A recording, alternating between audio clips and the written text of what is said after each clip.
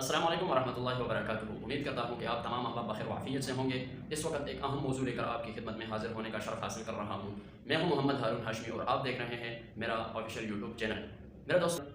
جب بھی ستمبر کا مہینہ آتا ہے تو ہر طرف جوش اور خروش، اسلامیان پاکستان اور پاکستان کے رہنے والے تمام مسلمان اپنے جوش اور جذبے اور پورے خروش کے ساتھ اپنے وطن کے ساتھ خوشی کا اظہار کرتے ہیں۔ 6 ستمبر پاکستان کی تاریخ کا وہ عظیم دن ہے جب دشمن نے پاکستان کا نام صفحہ ہستی سے مٹانے کی کوشش کی اور پیچھے سے پاکستان پر وار کرنے کی کوشش کی اور اسلامی ریاست کو صفحہ ہستی سے مٹانے کا ناکام عزم لے کر پاکستان پر ہمیشہ کے لیے قبضے کی سوچ لے کر حملہ آور ہوئے۔ تو پاکستان کے ان نوجوانوں نے، اس دلیر فوج نے اپنے دشمن بھارت کو ایسی ناکام شکست دی جو تاریخ میں لکھی گئی ہے اور ہمیشہ کے لیے بھارتی فوج کے لیے شرمندگی کا باعث بنے گی۔ میرے دوستو، اسی طرح 6 ستمبر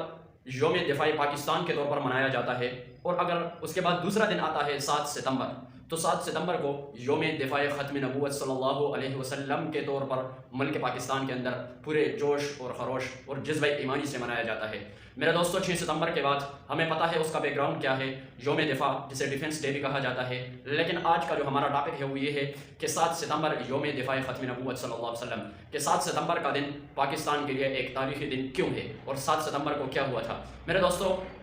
ہر زمانے کے اندر اسلام کے خلاف، حق کے خلاف باطل میدان میں آیا، اسلام کے خلاف کفر میدان میں آیا۔ اسی طرح ہر زمانے کے اندر مختلف فتنے ابل کر آئے، مختلف فتنے پیدا ہوئے اور اپنے آقاؤں کو خوش کرنے کے لیے اسلام کا لبادہ اوڑھ کر اسلام کو نقصان پہنچانے میں مصروف تھے۔ اسی طرح جب پاکستان قرۂ ارض کے وجود پر نمودار ہوا، تب سے پاکستان کے اندر ایک ایسی سازش تیار کی گئی جسے فتنہ قادیانیت کا نام دیا گیا، اور قادیانی اپنے آقاؤں کو خوش کرنے کے لیے اس پاکستان کی ساکھ کو نقصان دینے پر آمادہ ہو گئے تھے۔ میرے دوستو، پاکستان کے اندر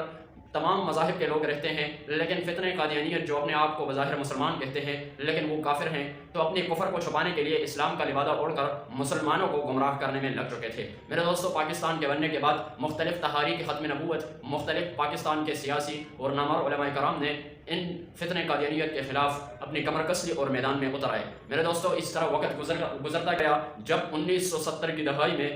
الیکشن ہوا ملک کے اندر، تو اس وقت اقتدار پر قابض ہونے والی جو پارٹی تھی، پاکستان پیپل پارٹی تھی۔ میرے دوستو، پاکستان پیپل پارٹی جب 1970 کے الیکشن میں کامیابی حاصل کی، تو اس کامیابی کے پیچھے جو اہم ہاتھ تھا، اس اہم ہاتھوں میں ایک ہاتھ جو شامل تھا وہ قادیانیوں کا بھی تھا۔ قادیانی یہ چاہ رہے تھے کہ ہم پاکستان پیپل پارٹی کے ساتھ مل کر جو مسلمانوں کے خلاف جو سازشیں ہوں گی وہ اپنے عروج پر لائیں گے۔ میرے دوستو، جب 1970 کے الیکشن میں پاکستان پیپل پارٹی کے ساتھ شانہ بشانہ کھڑی ہونے والی فتنہ قادیانیت اور ان کے لوگ اپنی تمام تر افرادی قوتوں کو برائے کار لا کر پاکستان پیپل پارٹی کو اقتدار سنبھالنے میں اپنا بھرپور کردار ادا کیا،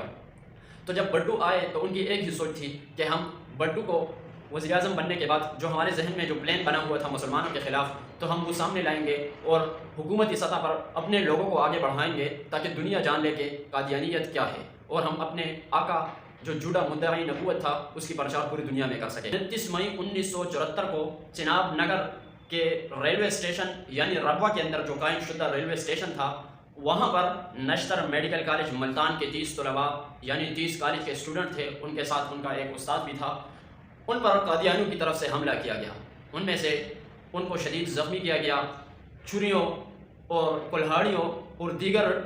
آلات کے ساتھ ان طلباء کرام پر حملہ کیا گیا۔ ان میں سے کچھ طلباء کرام شدید زخمی ہوئے، ان کے ساتھ ایک استاد بھی تھا۔ تو میرے دوستو، یہاں سے پورے مسلمانان پاکستان کا جو جذبہ ایمانی تھا وہ بڑک اٹھا، اور انہوں نے یہ سوچا کہ یہ پاکستان ہمارے جو اکابرین تھے انہوں نے قربانیاں دی، لاکھوں جانوں کا نذرانہ پیش کر کے ہم نے اس پاکستان کو حاصل کیا، صرف اس لیے کہ یہ اسلام کا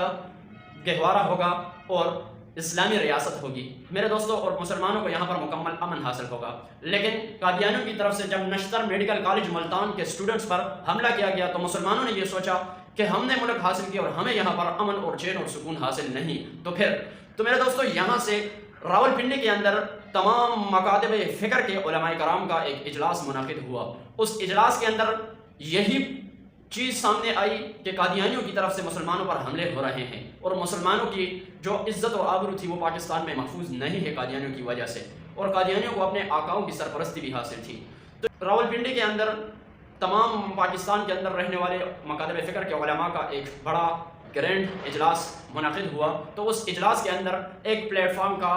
کی بنیاد رکھی گئی۔ وہ پلیٹ فارم عالمی مجلس تحفظ ختم نبوت پاکستان کے نام پر یہ ایک تنظیم، ایک پلیٹ فارم سامنے آیا، اور اس پلیٹ فارم کا کام یہی تھا کہ وہ پاکستان کے اندر عقیدہ ختم نبوت کے تحفظ کے لیے اپنی تمام تر توانائیاں صرف کرے گی۔ میرے دوستو،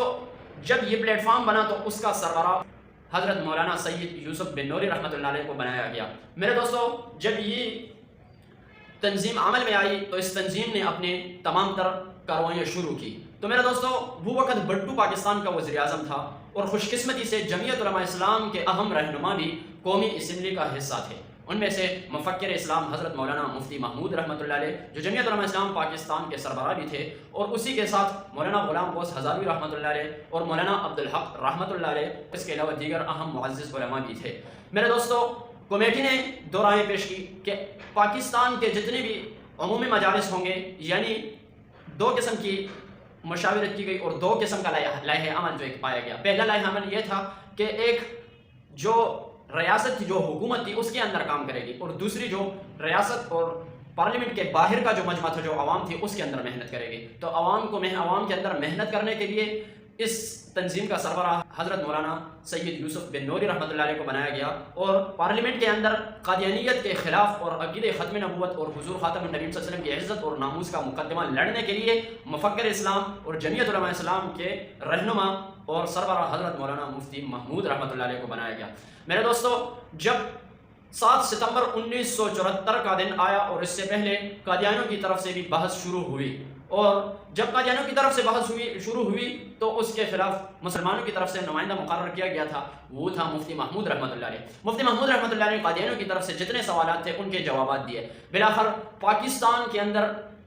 پارلیمنٹ کے جو مقرر کردہ نمائندے تھے، جو پاکستان کے جتنے بھی نمائندے منتخب ہوئے تھے اور قومی اسمبلی کے اراکین تھے، انہوں نے یہ متفقہ فیصلہ کیا، اور وہ مجبور ہوئے اس فیصلے کرنے پر کہ حضور خاتم النبیین صلی اللہ علیہ وسلم کے ختم نبوت کے منکر وہ دائر اسلام سے خارج ہیں۔ 7 ستمبر کا یہ ایک تاریخی فیصلہ کہ حضور صلی اللہ علیہ وسلم کے ختم نبوت کا جو منکر ہوگا وہ دار اسلام سے خارج ہے، اس کا اسلام کے ساتھ کوئی تعلق نہیں ہے۔ تو 7 ستمبر کو جو ہوا وہ یہی ہوا کہ پاکستان یہ ایک فلاحی اور اسلامی ریاست ہے، اور اسلامی ریاست تب قائم ہوگی جس میں حضور خاتم النبیین صلی اللہ علیہ وسلم کی عزت اور ناموس اور ختم نبوت کی مکمل تحفظ اور حفاظت کو یقینی بنایا جائے گا۔ اور جو قادیانیت تھے، جو مرزا غلام قادیانی ملعون کو جھوٹا نبی ماننے والے ہیں، وہ کافر قرار دیے گئے ہیں۔ یہ اس وقت کی قومی اسمبلی کا متفقہ فیصلہ تھا، اور وزیر اعظم پاکستان جناب ذوالفقار علی بھٹو رحمۃ اللہ علیہ نے اس فیصلے پر ہمیشہ کے لیے ایک دستخط اور مہر ثبت کر دی، اور قیامت تک یہ ثابت کر دیا کہ قادیانی آئین پاکستان کے تحت دار اسلام سے خارج ہیں، وہ کافر ہیں، ان کا دین اسلام کے ساتھ کوئی تعلق بھی نہیں ہے۔ اور ذوالفقار اور وزیر اعظم پاکستان ذوالفقار علی بھٹو نے اس دستخط کے بعد جو مقام حاصل کیا میرے دوستو، وہ ہم سب کے سامنے ہے۔ تو ہم خراج تحسین پیش کرتے ہیں وزیر اعظم پاکستان جناب ذوالفقار علی بھٹو رحمۃ اللہ علیہ کو، اور اس تحریک کے جو نمائندگان تھے، اور اس کے اندر جو شہداء تھے، اس کے جو غازیان تھے، اور اس مقدمے کے پارلیمنٹ کے اندر جو لڑنے والے نمائندگان تھے، اور پارلیمنٹ کے باہر جو عوامی مجمع کے اندر عوام کے اندر ختم نبوت کا شعور بیدار کرنے والے تھے، ان سب کو خراج تحسین پیش کرتے ہیں۔ اور ہمیشہ کے لیے ہمیں یاد رکھنا چاہیے کہ 7 ستمبر پاکستان کی نظریاتی سرحدات کے حفاظت کا دن ہے، یعنی پاکستان کی جو نظریاتی سرحد ہے اس پر جو حملہ آور قادیانی ہوئے تھے وہ ہمیشہ کے لیے دائر اسلام سے خارج ہو گئے ہیں۔ وہ ان کو پاکستان کے آئین اور قانون کے تحت متفقہ فیصلے کے طور پر ان کو کافر قرار دیا گیا ہے، ان کو دائر اسلام سے خارج قرار دیا گیا ہے، اور اس دن کو پاکستان کے اندر 7 ستمبر یوم تحفظ ختم نبوت و دفاع ختم نبوت صلی اللہ علیہ وسلم کے طور پر منایا جاتا ہے۔ اب یہ ہمارا فرض ہے کہ ہم پوری دنیا تک اس پیغام کو پہنچائیں کہ قادیانی وہ کافر ہیں۔ قادیانی اس لیے کافر ہیں کہ وہ حضور صلی اللہ علیہ وسلم کے ختم نبوت کو آخری نبی نہیں مانتے،